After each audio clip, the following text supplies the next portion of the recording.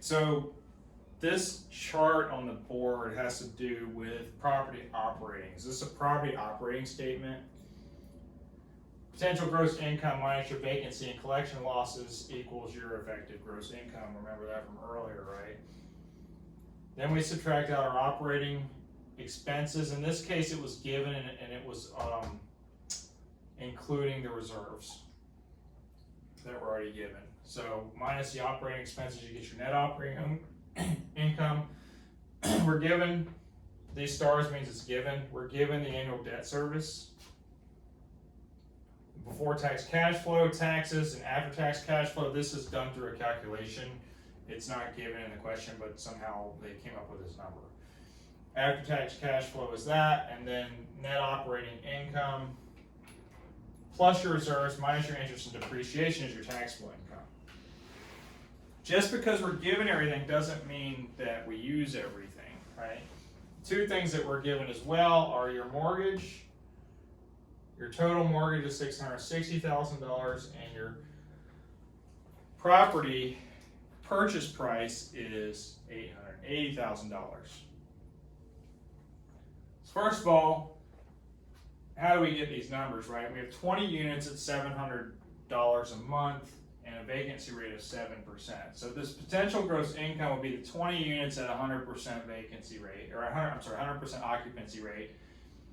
So 20, this number equals 20, this pen's running out of ink. This 168, if you do the math, is 20 times 700 times 12.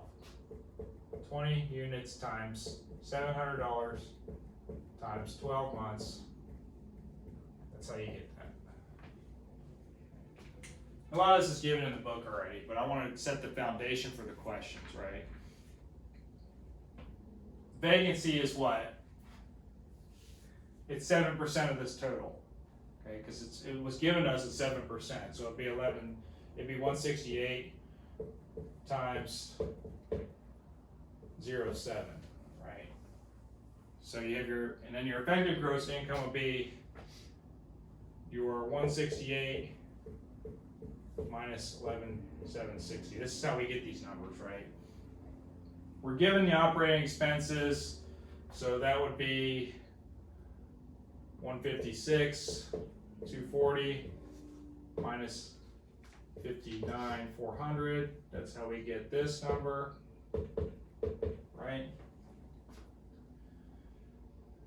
Annual debt service is given to us.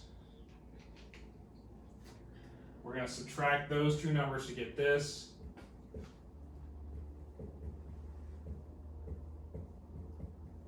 To get our before tax cash flow. Our taxes, it doesn't say it was given, but it was given to us. To get your after tax cash flow would be 3376 minus 6230. And then net operating income calculations here to get taxable income. So taxable income you see is different than your after tax cash flow. Why? Because we're depreciating and interest and all these other things, right? Two different calculations, but the tax calculation is based on this number. This 6,230 is based on this calculation. Because it puts you in some type of tax bracket, right? Depends on what the tax bracket was. I know what the tax bracket was. This 6,230 comes from 20,097, and then they were given an owner's tax bracket of 31%. So if you do 0.31 times 20,097, that's how you get that, right? Does that make sense? Okay. So I didn't put that up here, but tax rate was 31%.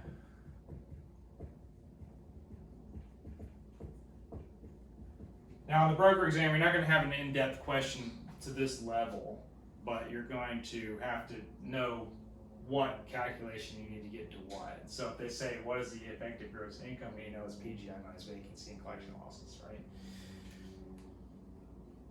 EGI minus operating expenses and reserves is your NOI, right? We have to know these things, right? So, question number one, what is the property's net what is the property's net operating income? Well, it was given to us in the question. The answer is $96,840.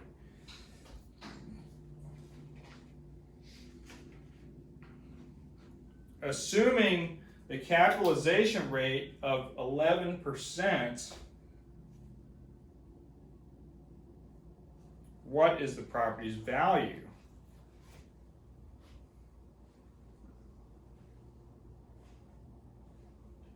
Well, what is the capitalization rate? Capitalization rate is the net operating income divided by the value.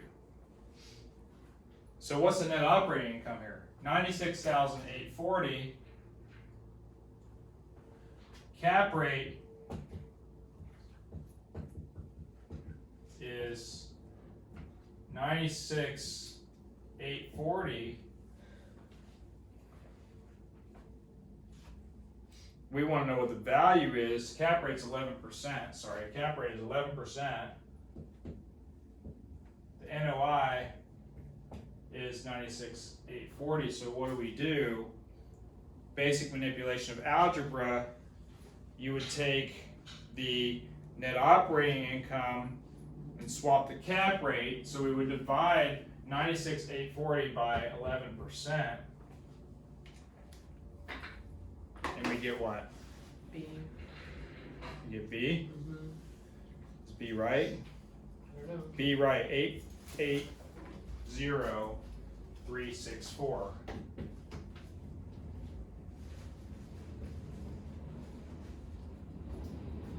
So that's the cap, that's the value based on the cap rate. So it's slightly higher than the purchase price. So that would indicate that it was a good investment, right? What is the before tax cash flow? Before tax cash flow is calculated out here.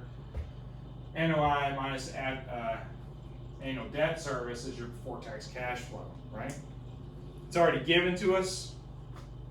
Well, it's not given to us, but it's given to us on the board by the calculation. So that answer is what? $30,376. Income taxes are $62.30. What is the after-tax cash flow? Well, if you have the before-tax cash flow and you subtract out the tax, you get the after-tax cash flow of $24,146, which is C. Now, how do we figure out what the loan constant is?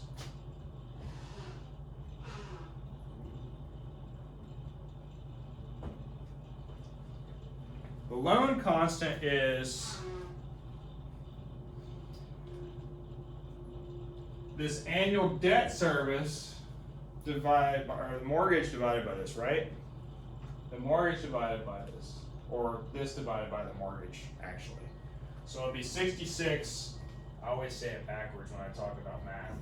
It's 464 divided by the 660 mortgage amount. And what do we get for that?